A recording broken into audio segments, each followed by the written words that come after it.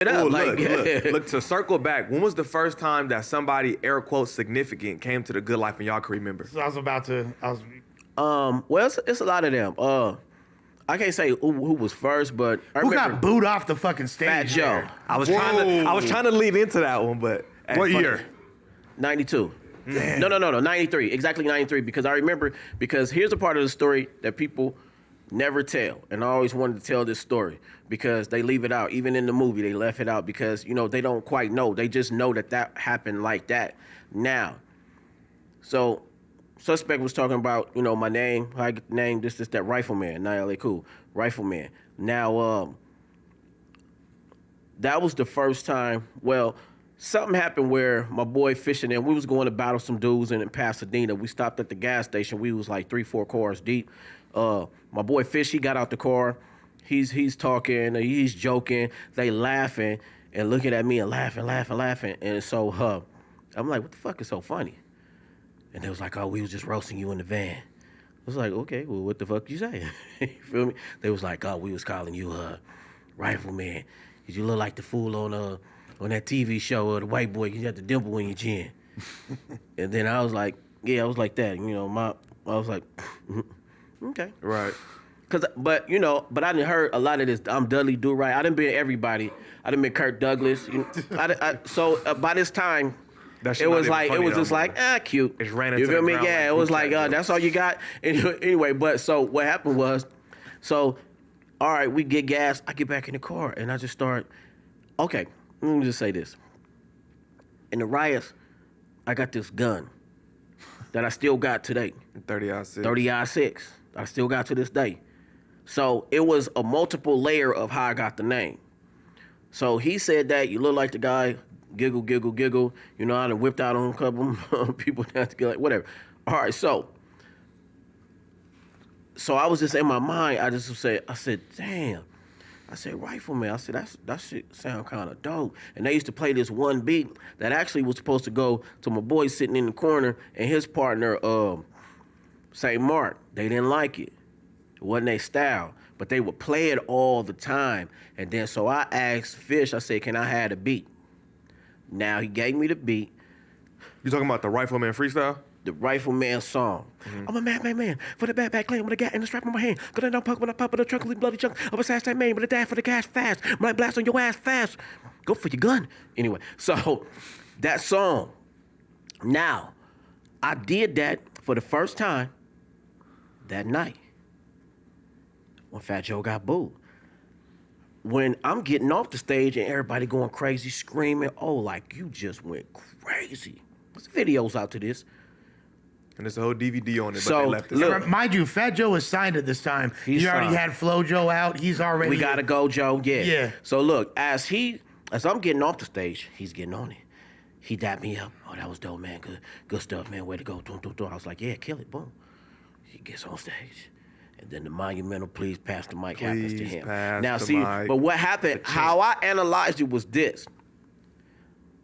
I had just made a major breakthrough at the Good Life with styles and everything. I was one of the first ones ever to be chopping and talking about the streets. Like I said earlier, Tunch was talking about fucking cartoons or whatever the hell. So even when he eased back and came with his real album after that, it was Street, which was a great album. But it took him a while to develop his mind to figure out I should stop rapping goofy and, talk about some real stuff. I was one of the very first ones.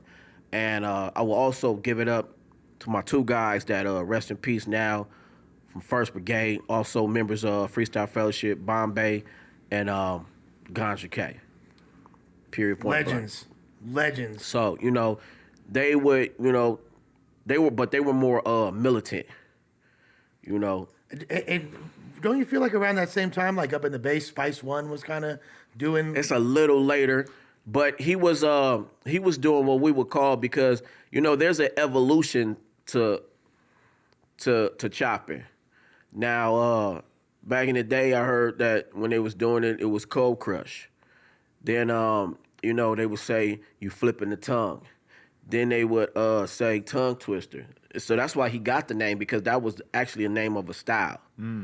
So it kind of just evolved, like different people were doing different things. And that's why when you talk to me about this, I know what it really is. I'm not going to just flat out and say, we just made something up and that's it. Nobody ever did it. No, it evolved to something. You feel me? We did it like nobody else did it. We could sound like instruments doing it. We would sound like, Mike could get on the track and sound like the saxophone. And actually say some shit, too. No, but say some really deep shit, not just babbling. That was the thing. Like, okay, yeah, there's some styles out there, but you're not even saying nothing. Like how does one, and I hate this, and not to disrespect this dude, but I fucking hate that. When I come, like this busted rhyme. Like, what the fuck did you He didn't even say nothing. No, on that one with the Chris Brown song. And I gotta go, and I gotta flow, and I gotta go. He didn't say nothing. No, but he is a really dope ass MC. So don't get me wrong. And even though like the end of the scenario, he had a little flip, a little chop at the end of that. That was crazy. But I'm talking about that one. If you just listen to what he said, he didn't say nothing. It's like the mumble track, and then he didn't bother to go back and fill The it in. mumble chop. Facts. He didn't The say mumble nothing. chop is just kind of like, Hey, can I did you write that? can I just ask this? Was Fat Joe actually demonstrably bad at rapping at that time, or do you feel like he just didn't really seem up to snuff in comparison to what you had just done? Both. Now, what made Fat Joe end up really getting dope? When he signed Pun. This is all facts. Facts. We gotta go, Joe. We gotta go, Joe. And it's like so boring. It's like you're boring. No, real talk. It was just like, all right, bro. Like you could point at that time. You could point to anybody in that room that could rap better than him. I'm talking about people that don't even rap. That just be in the crowd. Like how Merce used to just sit in the crowd in the third row and never rap. I see you laughing over there.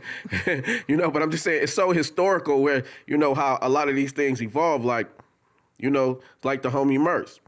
He ended up being like a big name, a big dude, right? And I remember one time we had a mutual fan, and then he asked me, he said, do you know Merce? I said, nah, I never heard of Merce. And then he showed me a picture.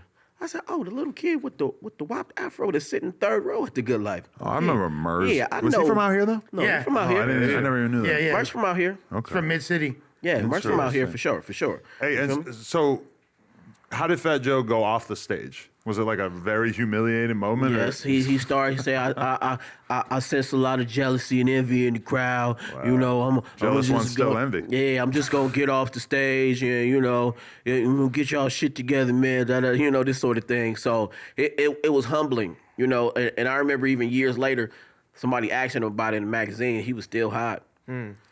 He's hot, but I get it. Understandably. I mean, at this His time, high point came so many, like 10 years later. Way later. See, Yeah, literally. listen, and this Literally. is my point about Big Pun.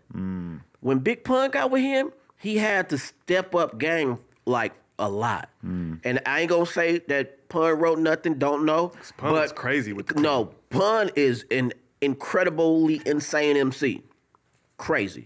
No hate, no nothing. Like, I got nothing bad to say about Pun. That dude crazy. And I ain't gonna say, oh, well, he's dope full of Spanish. No. He's just dope. He's crazy. well, then even after Pun died, that's when Joe commercially Blew Yeah, up. right. Yeah. So what year was that when he came? They acting like I 93. found Pun's 93. notebook. Remember or rhyme exactly. book. Remember he said that? Yeah, he did say that. And that was like a real rumor at the time. It was. Yeah, 93 is when this transpired. Because Yeah. like I said, that's when I got the name Rifleman. Which is 4 years before Pun started popping off and shit. Oh yeah. Now, okay, you guys were asking earlier, who did I see there? MC Search, Fat Joe, Too Short. I remember I battled the guy Poetic, rest in peace, from Gravediggers. Wasn't Biggie Smalls? Didn't he pop up there? No, it's a lot of extra stories. The people from 90210 came. Shaka Khan used to be there. Cree Summers from 90210. Yes. No, that's what the Listen, fuck? no, after it got That's to a certain amazing. point, it it became got like crazy. the hot spot in the No, city. it got crazy. You need Yeah, to watch it this was on movie. Moesha. I gotta see the told you. movie. Watch, God damn, I wish I'd no, already you seen need this. to watch that movie. It's This so is the crazy. life. This is the It's life. on YouTube now? Oh, you can It's probably on, find well, it. just bits and pieces. It's on Netflix. Oh, okay. Oh, Yeah. shit. Watch that Ava shit. DuVernay. Ava DuVernay, who's the biggest black female director in Hollywood now. She is, she from The Good Life. She from our crew. You Shouts feel to me? Figures of Speech. Yeah, Figures of Speech. I gave her the name Eve. That was her rap name before Eve ever came out. I gave her that name. You feel me? They were dope. No, they were too. crazy. They were with real the chops. They were insane. Yo, we just hit 400,000 subscribers right here on the Clips channel. So if you want to help us out, click subscribe, get us to 500K. Yeah.